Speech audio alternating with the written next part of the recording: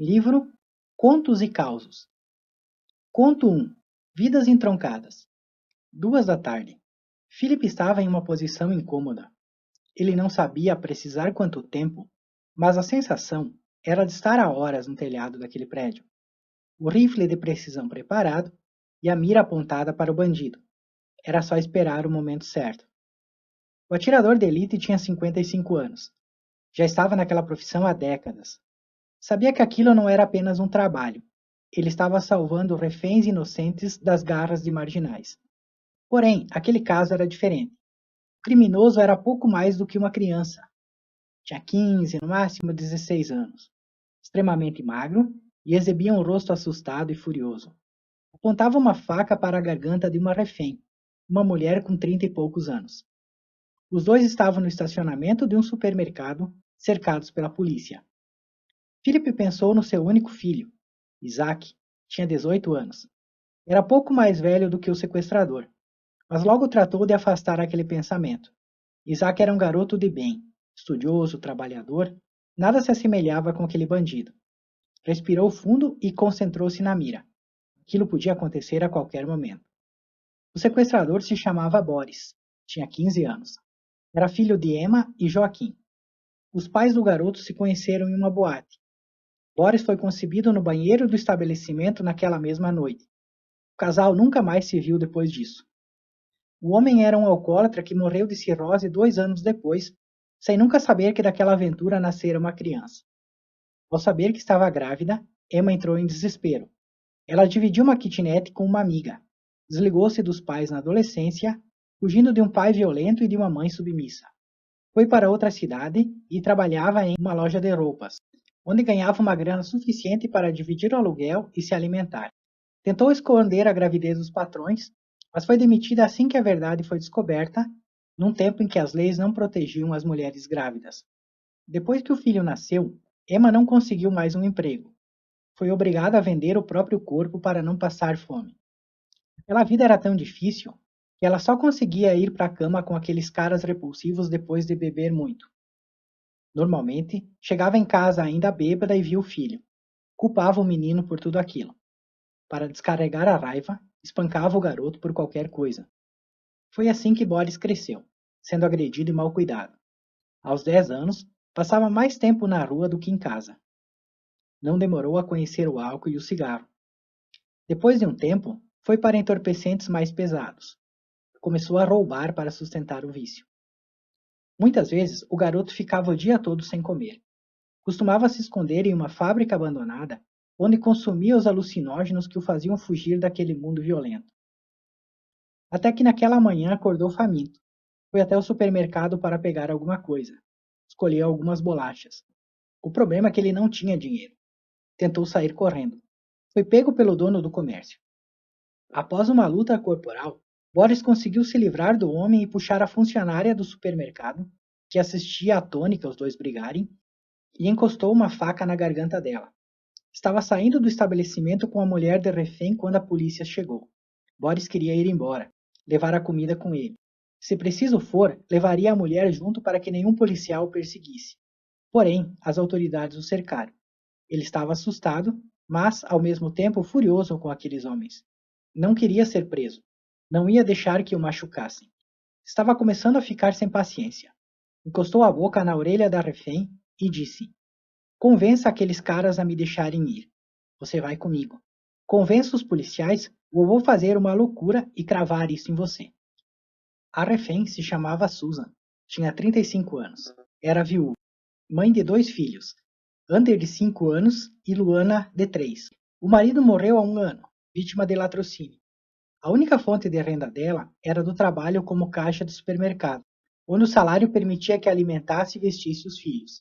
Como não tinha com quem deixar as crianças, pediu ao dono do lugar para trazê-las até o trabalho. O chefe dela, um sujeito alto e gordo de uns 60 anos, dono de um sorriso e um humor encantador, permitiu que Ander e a irmã ficassem no depósito do estabelecimento. Susan trazia alguns brinquedos e deixava os dois lá. A mulher ia frequentemente ver o comportamento da garotada, mas eles entendiam que a mamãe precisava trabalhar e procuravam se comportar. O proprietário do supermercado levava algumas guloseimas para as crianças a fim de mantê-las entretidas. O homem era bastante amável com elas. No final de cada dia, Susan retornava ao apartamento, comprado junto com o marido quando os dois casaram. Alimentava e dava banho nos filhos. Colocava-os para dormir e com um beijo dizia que os amava. Aquela manhã estava transcorrendo tranquila, até que um jovem entrou no supermercado e tentou sair sem pagar. O chefe dela conseguiu deter o homem dentro do estabelecimento. Os dois começaram a brigar. O ato violento deixou Susan sem reação. Foi quando o ladrão conseguiu puxá-la e encostou uma faca em seu pescoço. Ele a arrastou para fora. A polícia chegou. Após muita negociação, nada foi resolvido.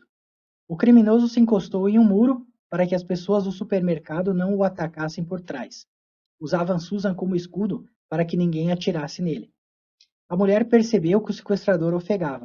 Os policiais pediam que ele se entregasse, mas não houve acordo. Foi quando, furioso, o jovem encostou a boca na orelha dela e disse: "Convença aqueles caras a me deixarem ir. Você vai comigo. Convença os policiais ou eu vou fazer uma loucura e cravar isso em você." Susan gritou que o deixassem ir, mas as autoridades não permitiam. A mulher fechou os olhos e fez uma prece. Não queria morrer. Não podia morrer. O que seria de Ander e Luana? As crianças eram pequenas e não tinham mais ninguém no mundo. Se ela falecesse, os dois iriam para um orfanato. Talvez fossem adotados por famílias diferentes. Nunca mais se veriam. Não, isso não podia acontecer. Susan rezou. Pediu que sua vida não chegasse ao fim e ela pudesse criar os filhos em paz. Era tudo o que queria. 2h15. Philip estava concentrado na mira. Sentia que a qualquer momento a chance apareceria. O criminoso conversava com as autoridades. Irritado com tudo aquilo, ele tirou a faca da garganta da refém e apontou para o policial com o intuito de ameaçá-lo. Neste segundo, afastou levemente a cabeça para o lado. O atirador puxou o gatilho. Susan levou um susto quando ouviu o disparo. Porém, sentiu um alívio quando viu o sequestrador cair imóvel no chão. Um policial correu até eles e olhou o jovem morto. Virou para a refém e perguntou: "Tudo bem com a senhora?" Ela apenas assentiu. Estava chorando. Correu para dentro do supermercado. Atravessou as gôndolas e foi até o depósito. Encontrou os filhos junto com uma funcionária do local. Abraçou-os. "O que foi, mamãe?" perguntou a pequena Luana, vendo a mãe chorar. "Nada", respondeu Susan, abraçando e beijando os filhos. "Quero que vocês nunca se esqueçam de uma coisa. A mamãe ama vocês." Philip levantou e se alongou. As pernas estavam doloridas. Sentia um gosto ruim na boca. Não gostava de matar. Não sentia prazer nisso. Porém, disse a si mesmo que ele salvou uma refém. Cumpriu com o seu dever. Boris foi enterrado no dia seguinte. Ao ver o filho indo para a sepultura, Emma chorou. Não gostava dele. Nunca lhe disse uma palavra de carinho. Boris foi um intruso em sua vida. Um acidente. Esse era o pensamento. Porém, vendo-o ali sendo sepultado, ela se perguntou se aquilo não poderia ter sido diferente. Observando-o pela última vez, a mulher repensou nos erros que foram cometidos. Em todos os equívocos que fizeram com que a história acabasse daquela forma.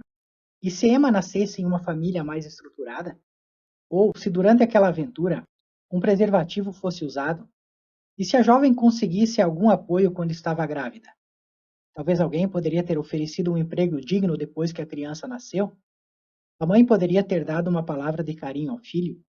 Tratado ele bem? Dito que o amava, mesmo sendo mentira? E se Boris tivesse sido colocado para adoção quando ainda era um bebê? Isso não poderia ter alterado esse final? Apesar disso, Emma disse a si mesma: nada justificava a vida criminosa que Boris estava vivendo. Nada daquilo era uma desculpa para que o filho entrasse para o crime e começasse a roubar.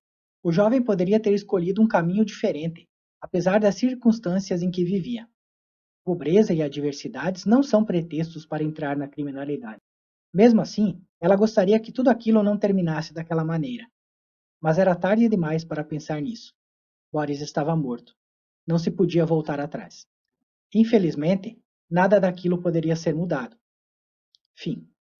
Esta é uma obra de ficção.